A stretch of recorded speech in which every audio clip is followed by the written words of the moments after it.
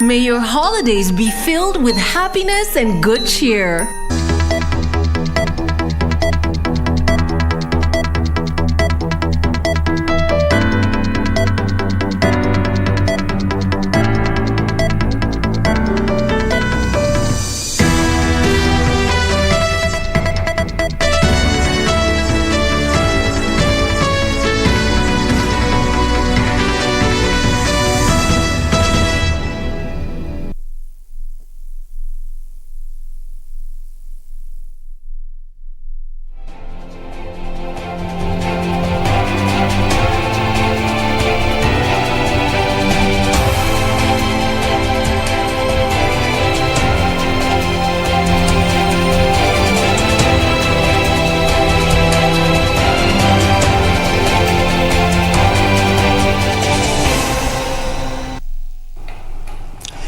Naam, assalamu alaikum mpenzi mtazamaji popote pale ulipo. Ni matumaini yetu kwamba umeshinda vyema. Karibu kwenye taarifa hizi za Darubini ya Channel 1. Na baada ya kulisukuma gurudumu la Darubini ya Channel 1 kwa takriban zaidi ya mwezi, hatimaye leo mwalimu Gatonye amerudi kuwa nami. Karibu sana. Asante. Ama niseme asante. Karibu mwalimu, sio? Asante. Shukran. Asante sana. Ni fahari yangu kujumuika na mwenzangu Bhalo. Baada ya kuwa kwenye mapumziko, nimerejea kazini mtazamaji. Sasa ni wakati wa kuchapa kazi. Naam, bila shaka mtazamaji, tumekuandalia mengi, lakini kwanza tuanze kwa viamshahamu.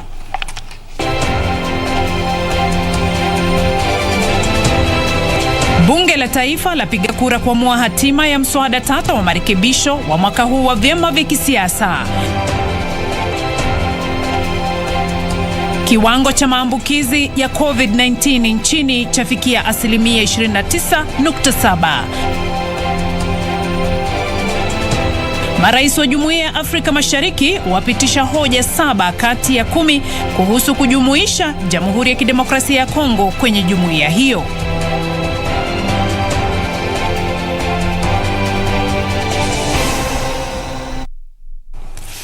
Naam, mtazamaji karibu. Mimi ni Ahmed Juma Bhalo. Nami naitwa Beatrice Gatonye ngetichi. Mtazamaji karibu. Mtangazaji wetu wa ishara jioni ya leo ni Ann Wangeshi.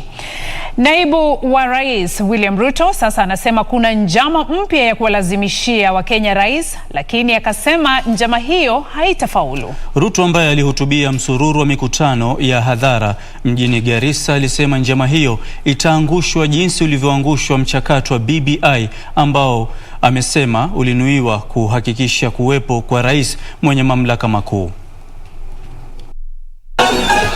Naibu wa Rais William Ruto amesema jaribio la kufanyia marekebisho sheria ya vyama vya kisiasa linanuiwa tu kumweka mamlakani kiongozi asiyeungwa mkono na wengi. Ruto amekariri kwamba mpango huo wa kurejelewa kwa mchakato wa BBI ambao lengo lake lilikuwa kuhakikisha kuwepo kwa rais mwenye mamlaka makuu kwa bunge na idara ya mahakama. We are telling our competitors they tried to install an imperial president on us that controls the judiciary, controls the executive, and controls the legislature. The people of Kenya said no, and they wanted to use the imperial president for them to lord over ordinary citizens of our nation. Now, because that scheme failed, they have now hatched another scheme to change the law so that they can divide the people of Kenya on ethnic village parties. Naibu wa Rais aliwahakikishia wale wanaotaka kugombea uchaguzi mkuu wa mwaka ujao kwa tikiti cha chama ya UDA kwamba chama hicho kitaandaa uchaguzi huru na wa haki wa mchujo. Katika chama ya UDA hakuna direct nomination anapatiwa mtu yeyote. Kila mmoja wetu ataenda kutafuta umaarufu na kura kwa wananchi. Nyinyi ndio mtaamua nani atakuwa candidate wa UDA kwa viti zote. Viongozi walioandamana naye kwa ziara ya Garissa walisema mswada huo wa marekebisho ya sheria vya vyama vya kisiasa umewasilishwa wakati usiofaa, wakidai utarudisha nyuma hatua ambazo nchi hii imepiga kufikia sasa. Viongozi hao walimhakikishia naibu rais kwamba jamii ya wafugaji iko nyuma yake kwenye azma yake ya kugombea urais. Walijaribu kukata pesa ya resource ya Mandera, Wajia, Garissa, Tana River paka Isiolo paka Turkana. wakasema sisi hatustahili kupewa pesa mingi. Wakagawa viti ya constituency 70. Sisi wakatunyima. Lakini tulisema reggae will stop. Sisi watu ya Northeastern hatuungwi mkono William Ruto kwa ajili yeye alituambia ama alituuliza. Tunamuunga yeye mkono kwa ajili kule kwingine tumedhulumiwa, tumekosewa na tumefanywa kama ni wageni wa nchi hii. Khalid Abdullahi, Darubini. Wizara ya Afya sasa imeonya kwamba huduma za serikali hazitatolewa kwa wale ambao hawajapata chanjo dhidi ya COVID-19. Wizara hiyo pia imeonya kwamba ithibati ya chanjo itahitajika kutumia huduma za uchukuzi wa umma, huku nchi hii ikichukua hatua za kudhibiti ongezeko la visa vya maambukizi ya ugonjwa huo katika muda wa juma moja lililopita. of Health in putting down these directives through the NERCC is invoking the Public Health Act. Ni kufuatia agizo hilo ambapo Wakenya wote wanaotafuta huduma za serikali kwenye afisi za serikali, mashirika ya kiserikali, uchukuzi wa umma, hoteli na maeneo ya burudani watanyimwa huduma hizo. It is the sole responsibility of an event organizer, facility manager, government or parastatal office to ensure that the above requirements are met.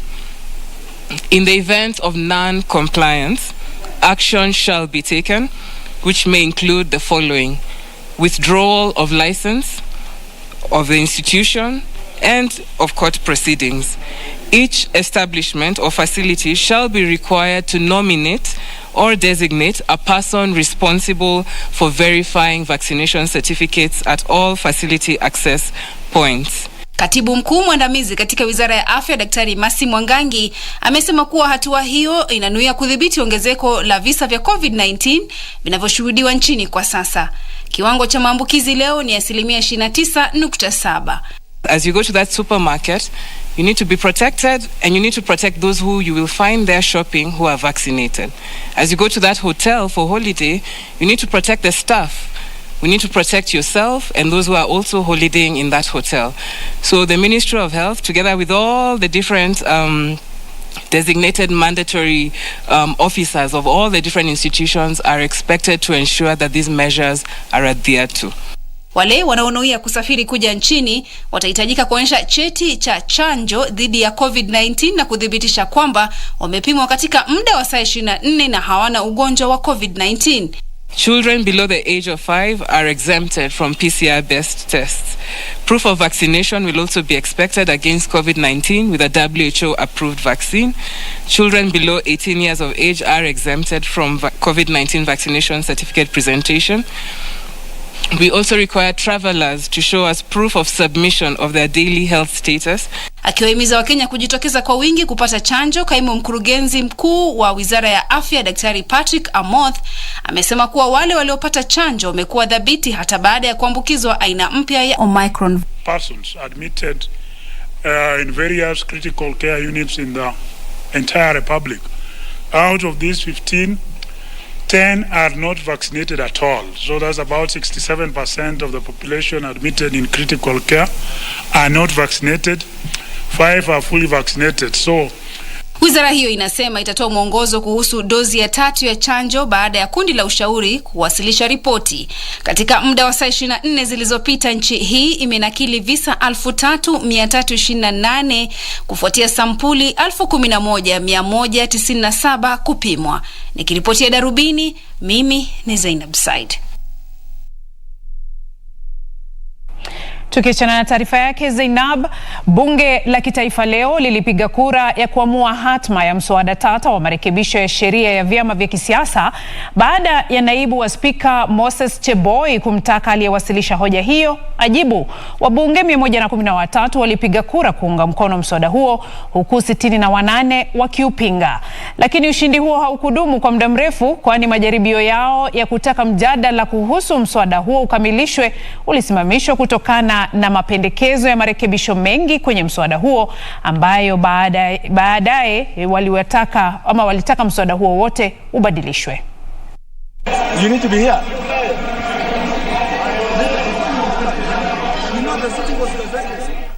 Wabunge walijitokeza kwa wingi katika bunge la kitaifa Jumatano asubuhi kuamua hatma ya mswada unaokumbwa na utata wa marekebisho ya sheria ya vyama vya kisiasa unaonekana kuligawanya bunge. Akiwasilisha hoja hiyo, kiongozi wa walio wengi katika bunge la kitaifa Amos Kimunya aliwakumbusha wabunge miungano ya vyama vya kisiasa humu nchini, akisema mswada huo unakusudiwa kusuluhisha matatizo ambayo yameshuhudiwa na kuhakikisha nidhamu kwenye siasa za vyama.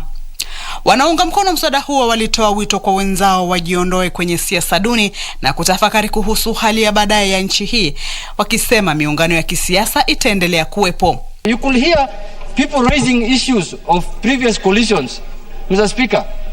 Exactly, this bill is supposed to cure those problems, Mr. Speaker. And now with this law, the registrar of political parties will be able to disperse funds directly to that members of that coalition, Mr. Speaker. Mr. Speaker, when you look at this bill, it has even reduced the threshold for you to gain the political party's fund.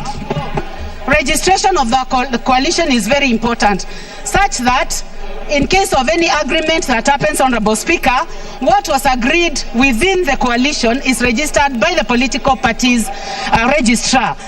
Lakini wale wanaopinga mswada huo, hasa wabunge wanaoegemea upande wa naibu wa rais, walitilia shaka wakati ambao mswada huo umewasilishwa bungeni, wakisema na kusudiwa kukandamiza demokrasia humu nchini.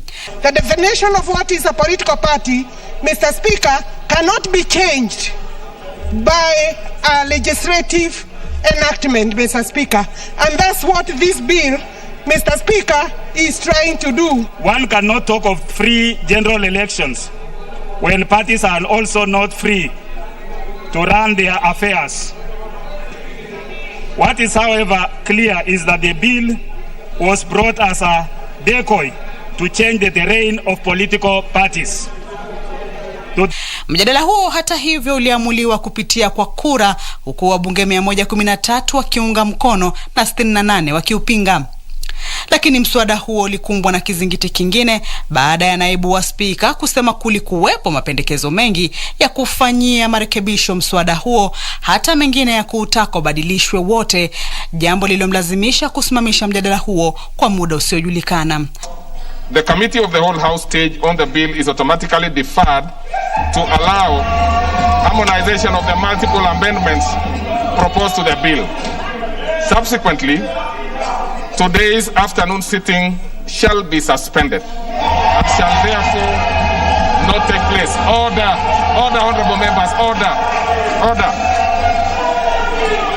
All members having amendments are to appear before the Departmental Committee on Justice and Legal Affairs for harmonization of the amendments. Kamchemenza, Darubini. You need to be here. Naam, shukran Wakwehu kwa taarifa hiyo. Na waziri wa utumishi wa umma na masuala ya kijinsia Margaret Kobia amemtaka kamishna mpya aliapishwa kuwa mwenyekiti wa tume ya utumishi wa umma Anthony Mwaniki kuwapa nafasi sawa Wakenya wote wanaotaka kuhudumu kama watumishi wa umma. Kobia pia ametaka tume hiyo kuhakikisha kuna usawa wa kijinsia wakati wa kuajiri wafanyikazi. At all times obey, respect, uphold the Constitution of Kenya. Akizungumza wakati wa kuapishwa kwa mwenyekiti wa tume ya utumishi wa umma Anthony Mwaniki Mushiri na makamishna wengine wawili wa tume ya kitaifa ya usawa wa kijinsia, waziri wa utumishi wa umma na usawa wa kijinsia Margaret Kobia aliwataka maafisa hao wa serikali kuhakikisha kuna usawa wa kijinsia na kuhakikisha makundi yaliyotengwa yanazingatiwa katika nafasi za ajira. To ensure there is diversity, inclusion, especially women, youth, and the people living with disability, people who are elderly, all we come in all our diversity. How are we represented in decision making?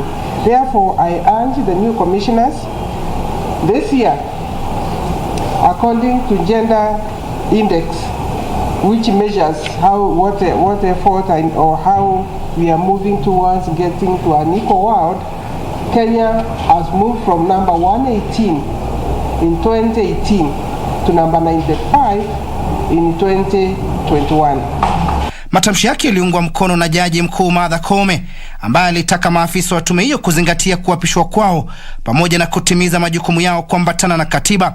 The Commission's mandate, which is broadly marked with the goals of both protecting the rights and interests of the vulnerable groups in our society, imposes an obligation on the commissioners to work towards securing remedies for violation of rights, abuses, and also ensuring compliance with the laws, compliance with our policies, and practices that give rise to a fair, equitable society. Koome aliongeza kwamba tume hiyo inafaa kujizatiti katika majukumu yake pamoja na kuhakikisha kuna uwazi na haki kati ya muajiri na muajiriwa.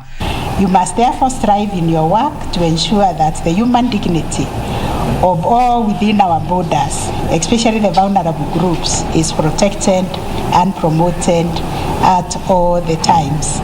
Maafisa hao walioapishwa waliahidi kutekeleza majukumu yao kuambatana na sheria.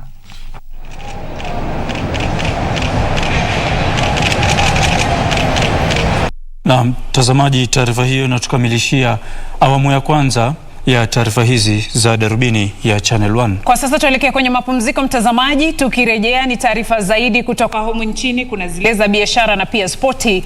Usiende mbali.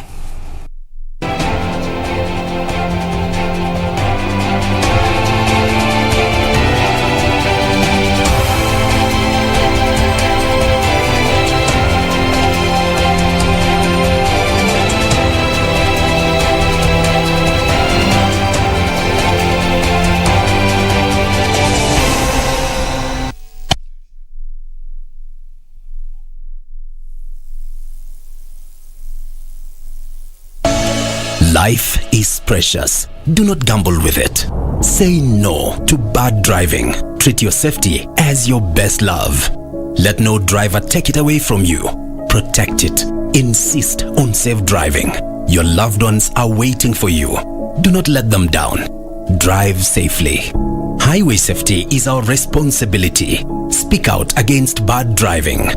Endesha gari taratibu na kwa makini. Usikubali haraka iwe ndo mwisho wako.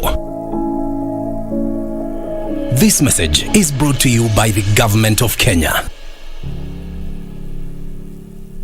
Ladies and gentlemen, my name is Posire Marupe, all the way from Nyamarambe. I want to wish you a Merry Christmas and a Happy New Year. Wacha iwa pambe saiti, and remember, bado corona iko. Take care. Ili kupata skiza tune hii ya mshauri wa mwaka wako, bonyeza *811*816#. Kila kizaliwacho huja na heri, kila kizaliwacho huja na baraka, mwanga na matumaini. Maana kwa ajili yetu mtoto amezaliwa, tumepewa mtoto mwanamume, na uwezo wa kifalme utakuwa begani mwake, naye ataitwa jina lake Mshauri wa Ajabu, Mshauri wa shida zako. Ili kupata skiza tune hiyo ya mshauri wa mwaka wako, bonyeza *811*816#. *811*816#.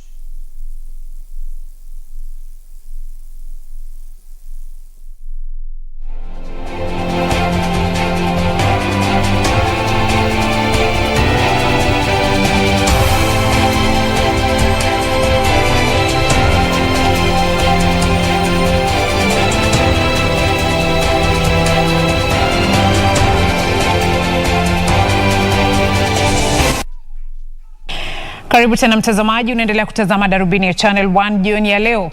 Waziri wa Elimu Profesa George Magoha amesema mabadiliko katika Baraza la Kitaifa la Mitihani yatawekwa kwenye mizani mwaka ujao, wakati mitihani mitano ya kitaifa itakapofanywa mtawalia. Waziri huyo aliyezungumza wakati wa uzinduzi wa mpango mahususi wa Baraza la Taifa la Mitihani wa kipindi cha miaka mitano katika makao makuu ya baraza hilo hapa Nairobi, alitoa wito kwa baraza hilo kufanya kazi kwa pamoja ili mpango huo ufanikiwe, huku kila hoja ya wadau ikizingatiwa katika utekelezaji wa mpango huo.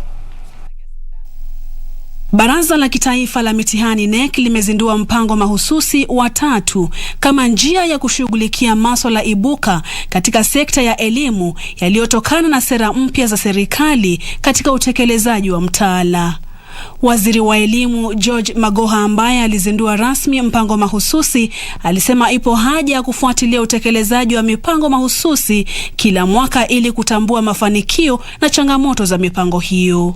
Re-emphasize the critical pillar of results-based management adopted by the government in 2004. Reasons why government is spending so much money and we have nothing to measure is because we are not adhering to what is already supposed to be done. Magoha alisema mpango huo utatekelezwa mwaka ujao na kubaini wapo mabadiliko hayo yatafanikiwa, na akaongeza na kusema mitihani 5 imeratibiwa kuandaliwa mwaka ujao. By the end of February, by the grace of God, the examinations for December this year shall be ready for administration, which means it shall not matter who takes over as president. We as patriotic civil servants will have delivered what we have to deliver for our children. Waziri huyo alipuuzilia mbali madai ya kuwa wanafunzi watahitajika kulipia ada ya mitihani hiyo. There shall be no examination fees paid for all children, for both public and private schools, which means for both poor and rich children. Aidha, waziri huyo alisema kufanikiwa kwa mabadiliko katika mtaala wa elimu utahitaji ushirikiano wa sekta mbalimbali kwa wadau wote katika sekta ya elimu. Takes cognizance of the government's Big Four agenda and lays strategies for NEC to contribute to its achievement in assessment of technical and vocational education and training. Purity Museo, Darubini. Na mtazamaji, mjane mmoja kutoka kaunti ya Machakos anataka haki itendewe mtoto wake ambaye alifukuzwa shuleni baada ya kunajisiwa na mjombake. Janet Chau alidai bintiye aliye na umri wa miaka 13 alifukuzwa kutoka shule ya msingi ya Mutituni baada ya kusambaa kwa ripoti ya kunajisiwa kwake. Kulingana na stakabadhi, mshukiwa wa tendo hilo alitiwa mbaroni tarehe 13 mwezi Oktoba kabla ya kuachiliwa kwa dhamana. Chau alidai kuwa mtoto huyo alinajisiwa na mwanamume aliyemjua ambaye alimpa mtoto huyo pesa na kumuonya kukimya, la sivyo atamwadhibu. Akaniambia nilipokuwa nikitoka shule, mapakanana aliniita hapo kasini kwake. Alafu wakati niliingia ndani, aliniambia nitoe shulali, alafu akaniambia nilale chini. Wakati alipolala chini, yeye akatoa shulali yake na yeye akamlalia, akamfanyia maovu. Chau alisema mwanawe alishikwa na kiwewe baada ya madai ya kulazimishwa kukaa nyumbani na wasimamizi wa shule ya msingi ya Mutituni. Alafu akaniambia niende na mtoto, mimi nikatoka na kaenda na mtoto. Wakati nilifika nyumbani jioni, mimi nikaenda kwa subchief nikamweleza. Mwalimu mkuu wa shule hiyo alisema alichukua hatua hiyo baada ya kupata agizo kutoka kwa wakuu wake, akiongeza kusema kuwa mtoto huyo alikuwa ameshikwa na kiwewe kiasi cha kwamba hangeweza kusoma. Mkurugenzi mkuu wa elimu katika kaunti ya Machakos, Simon Mutemi, alisema afisi yake inachunguza kisa hicho. Kwingineko, mwanafunzi wa kidato cha kwanza kutoka eneo bunge la Navakholo ambaye alipachikwa ujauzito na babake baada ya kifo cha mamake ametoa wito kwa wahisani wema kumsaidia kukamilisha elimu ya sekondari. Ameniharibia, lakini ningependa baada ya kujifungua niendelee kusoma, ndoto zangu zitimie. Mimi ningependa tu mtu mwenye anawili kunisomesha anisomeshe tu, na nitamshukuru sana. Chifu wa Butsoso Kaskazini, Wycliffe Kombo, alisema anafuatilia swala hilo na akawahimiza wanaharakati wa jinsia kuwasaidia watoto wengine wa kike wanaopitia hali sawia na hiyo. Visa vimekuwa vingi mno na kuna vile ambavyo vinafunikiwa manyumbani. kwa sababu anaiona kama ni aibu na mila hairuhusu. Tunasema kwamba mtoto akidhulumiwa ama mama akidhulumiwa kimapenzi ana haki ya kupata haki yake kisheria. Ni jambo la kutia moyo kuona watoto hao wasichana, japo wamefanyiwa madhambi, bado wana nia ya kuendelea na masomo yao. Ni matumaini yangu kwamba kuna muhisani mwema hapo nje atakayejitokeza kuwasaidia watoto hao wa kike. Haya, tuangazie taarifa nyingine. Hatibu wa serikali Cyrus Oguna sasa anatoa wito kwa Wakenya kuchanjwa dhidi ya ugonjwa wa COVID-19, akisema serikali haina uwezo wa kudhibiti janga hilo bila wao kuiunga mkono. Akiongea baada ya kuzuru hospitali ya Longisa katika kaunti ya Bomet, Oguna pia aliwahimiza Wakenya wazingatie masharti ya kuzuia msambao wa COVID-19 msimu huu wa sherehe za Krismasi na mwaka mpya.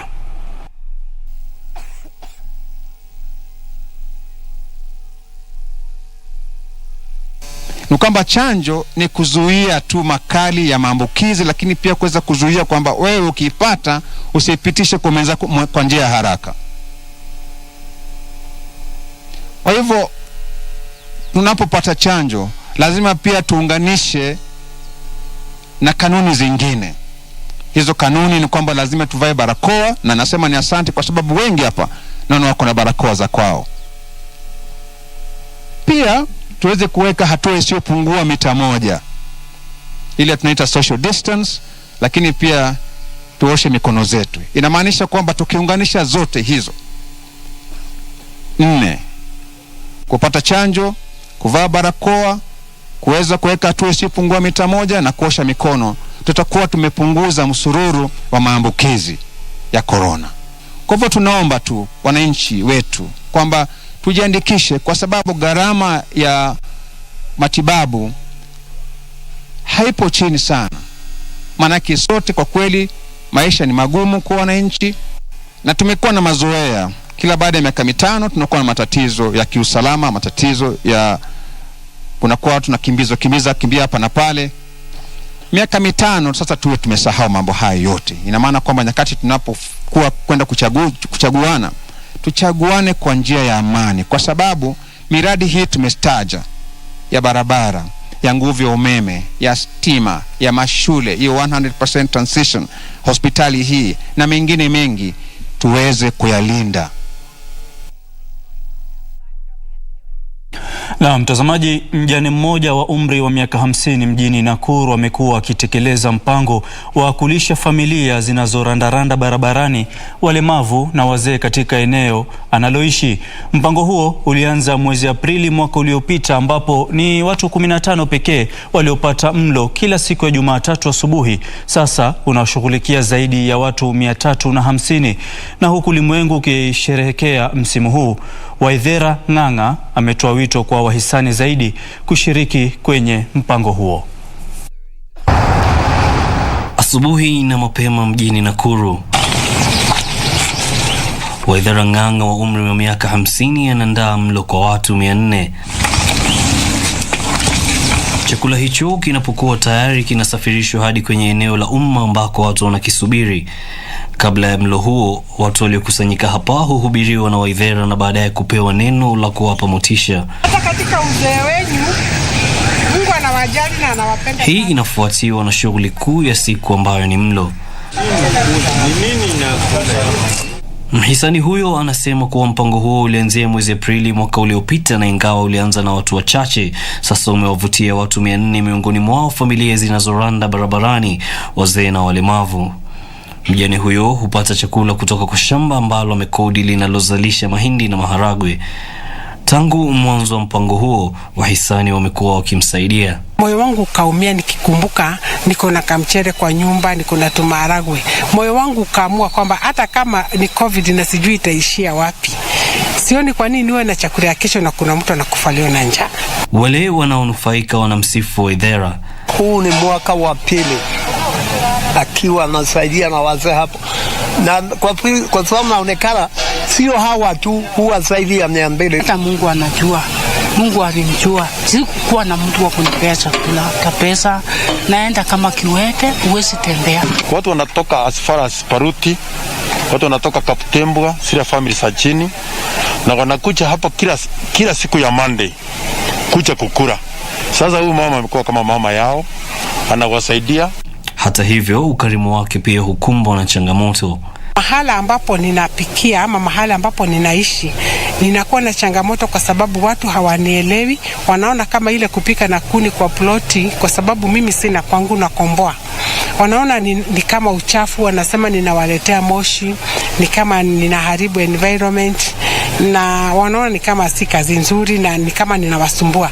Msimu huu wa sikukuu ambao ni wakati wa kugawana chochote watu walichonacho, mjane huyo anatafuta usaidizi kwa mpango huo wake ambayo unawavutia watu zaidi wanaohitaji usaidizi.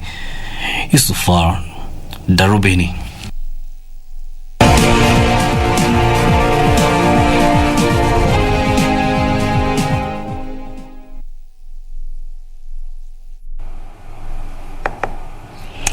Na mtazamaji, sasa tuangazie taarifa za biashara. Mwenzangu Timothy Kipnusu hapa studioni, sisi tunamuita Kip Half, atakuwa kikuletea zile za spoti, lakini kwanza kabisa hebu tuangazie hizi za biashara.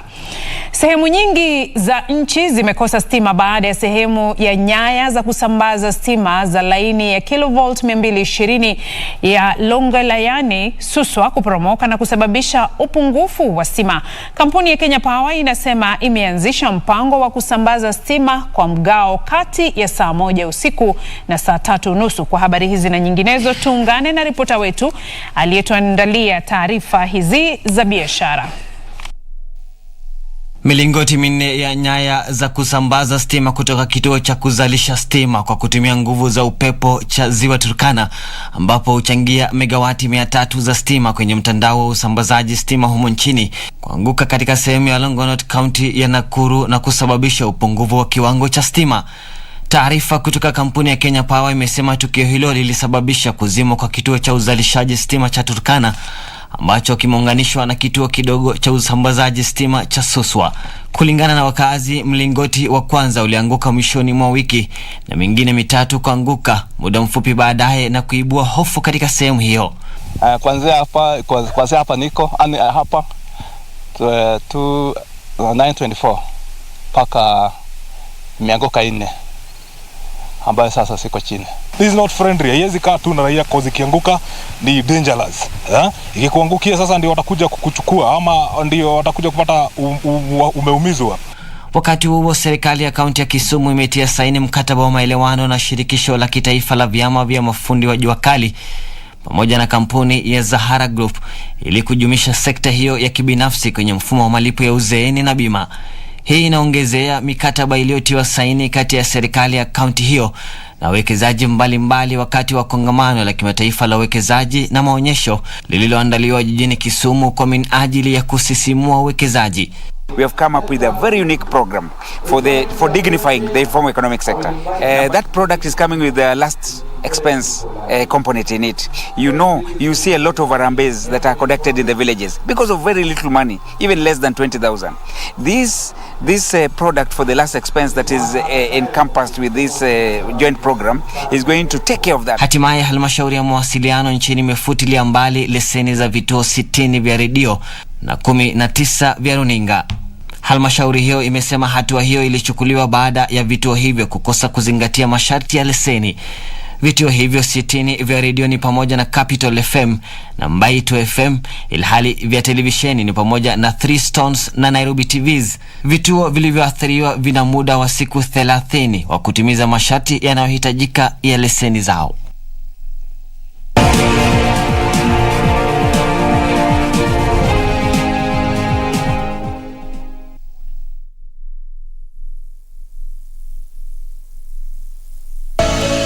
Life is precious. Do not gamble with it. Say no to bad driving. Treat your...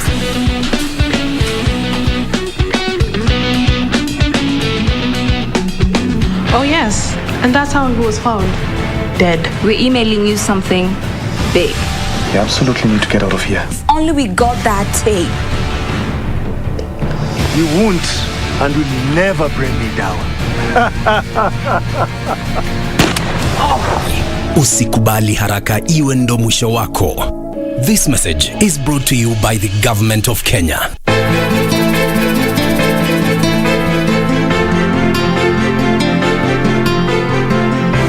Badi, kuendelea nini?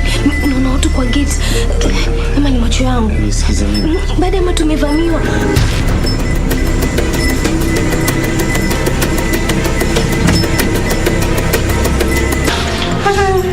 Hata kama unipendi, ndio nivunje viungo. Kama ni kuvunja, ningeanza na huu mdomo wako. Muhimu ni ufuate maagizo yangu tu.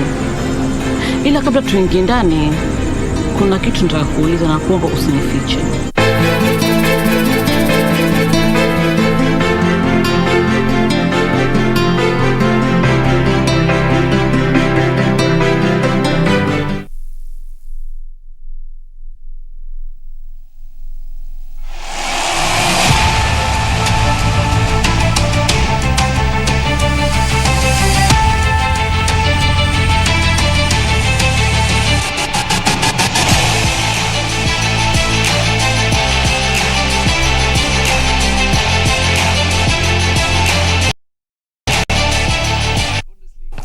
Kitambulisho hicho ni ishara tosha kwamba ni wakati wa habari za michezo. Mimi naitwa Timothy Kipnusu. Karibu.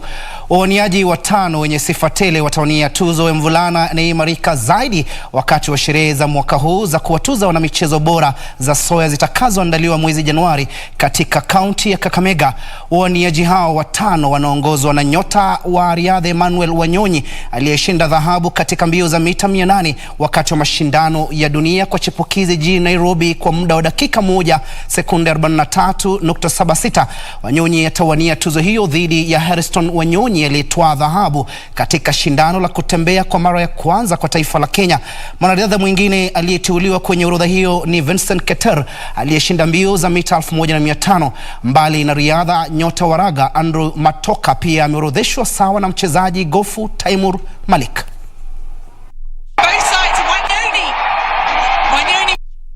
Tuagane na riadha tujitose kwenye ndondi ambapo shirikisho la masumbwi humo nchini limedhibitisha kuwa mashindano ya dondi mashinani yatarejelewa kuanzia mwaka ujao kwa nia ya kuwapa mabondia wanaoibukia nafasi ya kuonesha ubabe wao na kusaidia kukuza mchezo huo humo nchini. Mashindano hayo yalikuwa yamesitishwa baada ya athari ya virusi vya corona na ukosefu wa mfadhili. Hata hivyo, shirikisho hilo limetangaza kuwa litaandaa mafunzo kwa makocha na marefari msimu mpya utakapoanza. Baada ya kuathiriwa na mkurupuko wa virusi vya COVID-19 na ukosefu wa mfadhili wa kukuza ndondi katika kaunti, shirikisho la ndondi nchini limedhibitisha kurejea kwa mashindano ya ndondi mashinani kuanzia mwaka ujao ili kuwapa nafasi mabondia chipukizi kuonesha ubabe wao na kukuza mchezo huo.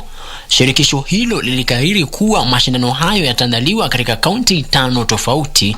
Bit of investment in the local boxing clubs because we discovered most of the clubs do not have equipment and therefore it becomes difficult for them to sustain having a high number of boxers in their clubs when they don't have equipment to be able to practice what the exercise they do. So we've been going around the country distributing equipment to the clubs so that they are able to continue tapping talent at the local level. Wakati huo mafunzo kwa makocha na marefari itafanyika mwanzoni mwa msimu mpya kufuatia mabadiliko ya mfumo wa kutunuku alama kutoka kwa shirikisho la ndondi duniani AIBA. Referee gives you a public warning. Before we used to lose 1 point, but this time round a boxer will be losing 2 points for public warning. And this one is going to count at the end of the round when now we are doing competition, adding the scores for the judges. They are going to be deducting the 2 points that you were deducted during a bout. Frederick Mwoki, Darubini, michezo. Sasa tuchanganye go hadi kwenye taifa la ugaibuni ambapo Eddie Khatia alionyesha weledi wake huku akitia kimiani mabao 3 mchuanoni na kuisaidia Arsenal kutoa ushindi wa mabao 5-1 dhidi ya Sunderland na kufuzu kwa nusu finali ya kombe la Carabao jana usiku. Wakati huo Chelsea itachuana na Brentford leo usiku huku Liverpool ikichuana na Leicester City. Tottenham itagaragazana na West Ham. Back to Pepe. That's a brilliant goal from Arsenal. Precision, power and a pinpoint finish. Nicola Pepe marking his milestone 100th appearance with a goal. Once again, fine interplay down the right. Cedric with the pass. It's excellent because no one was expecting it. Clever through ball. That's a beautifully taken goal. Double checking. Sunderland were in. I have to say it's an excellent pass to find Broadhead. Here's Tavares. Great finish. All important third goal early in the second half, and it's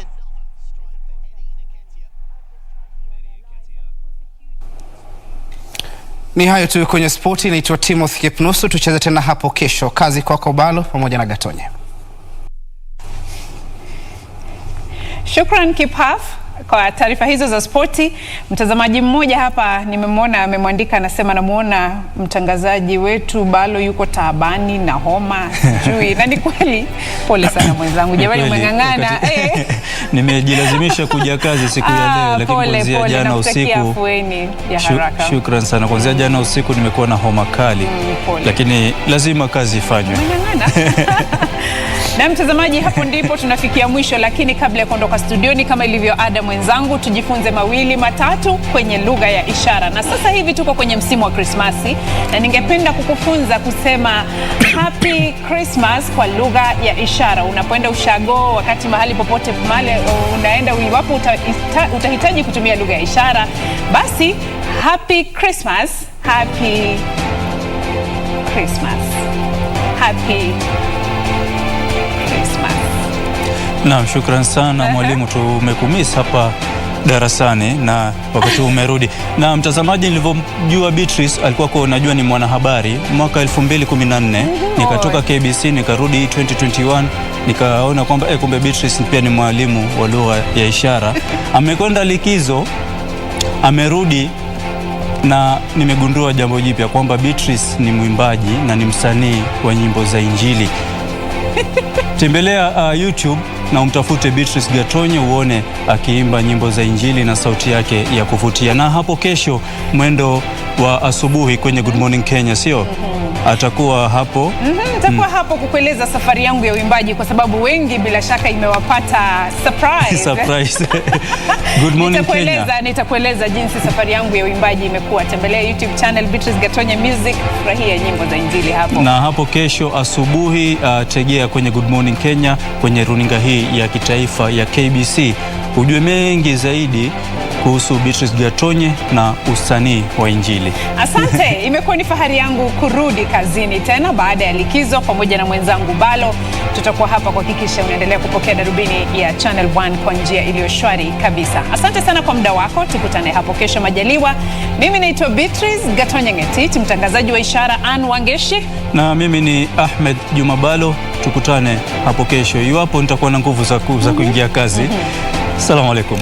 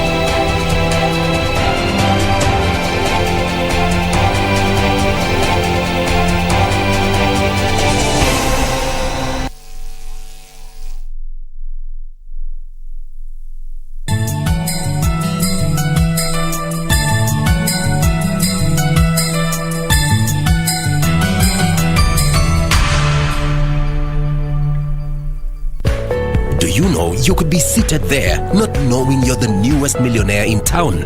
Want to know how? There are billions of unclaimed financial assets held by the Unclaimed Financial Assets Authority in the form of security deposits, shares, long-forgotten bank savings, pension money, among others that are waiting for the rightful owners to claim them, and you might be one of them. Stop searching in the wrong places. Visit ufaa.go.ke or dial *361# and find out if there's any unclaimed cash and other financial assets in your name. Labda umeomoka na ujui. Unclaimed Financial Assets Authority. Receive, safeguard, reunite. Youth, my treasure. I will use it to positively build my country, Kenya. Kenya all the way.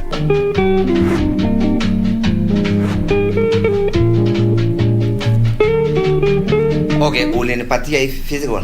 I gave it to Mrs. Vicky to give it to you because you're the coordinator. Mheshimiwa, mimi niende nyumbani mtafute huyo Mrs. Vicky. Why are you going? Okay, na ukulisache wanasema walituma food stuff ya 500,000.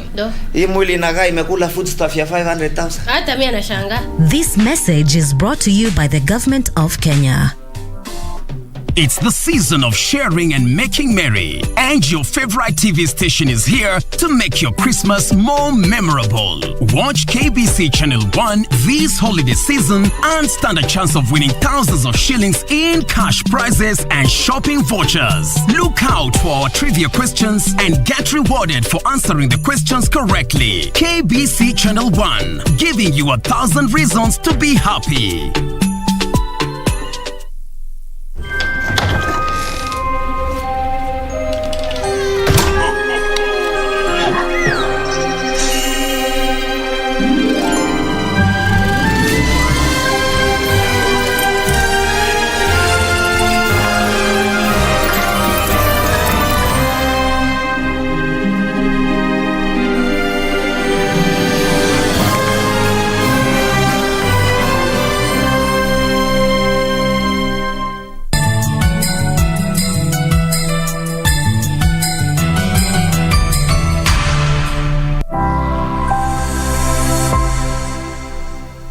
Okay, wakili, get your act together. Una nini?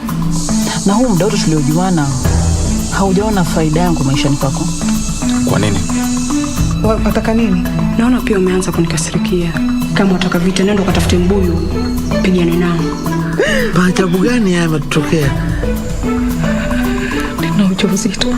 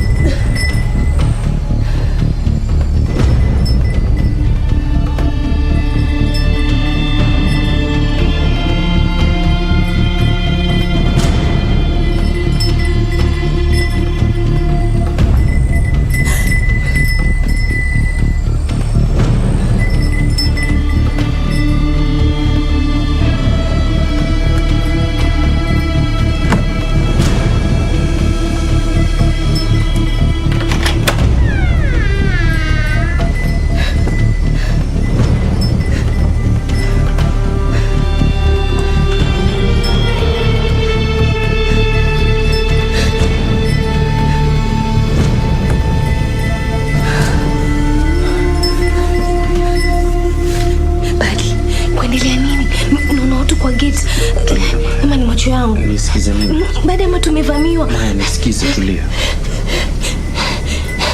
Muda wangu wa kuondoka umefika. Na Maya, sitaki kumpoteza mtu yoyote kati yenu. Kwa hivyo naomba tafadhali msinifuate.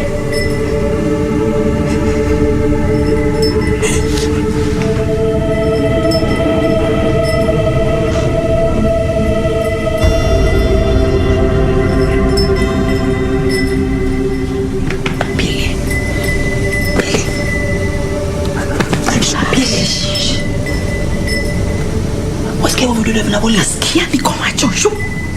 Basi amka twende. Amka.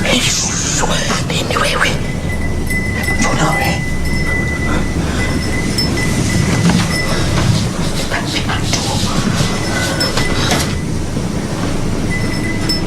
Amka basi na.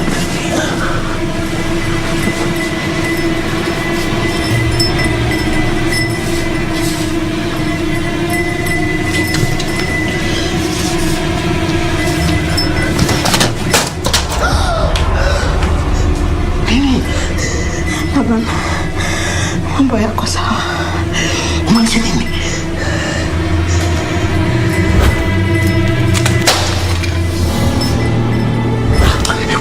Pili.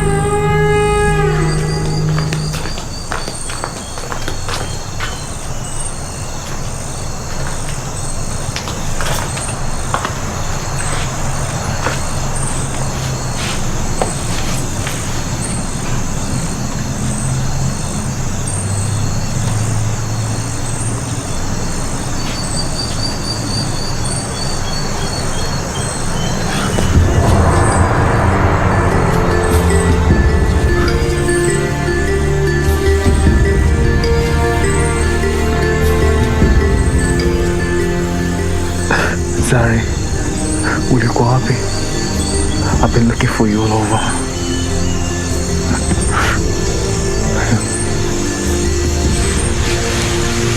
Hey. Don't worry. Everything will be fine. So, please come with me.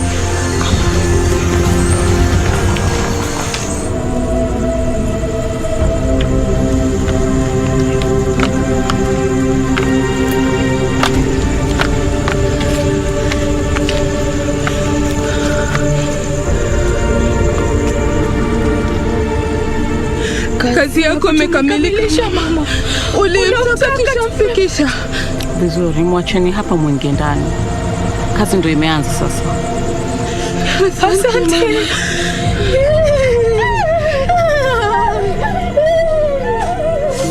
Badi, umefanya uamuzi mzuri sana. Nilifikiria labda utasita ama utaleta ushindani. Mimi sijakubali kirahisi kwa sababu yako. Ni kwa sababu ya wazazi wangu. Na ni bora ufuate ile hadi ambayo umeiweka. Bila shaka. Muhimu ni ufuate maagizo yangu tu. Ila kabla tuingie ndani, kuna kitu nataka kuuliza na kuomba usinifiche. Uliza. Kati ya wale marafiki zako wote unawafahamu, kuna mtu yeyote labda hakutaka hii shughuli kamilike? Kazi gani? Basi tosha. Hilo jibu lako limetosha kabisa. Twende.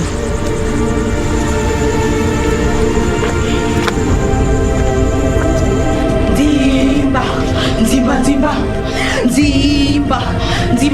Badi! Nzimba Badi! Nzimba Badi!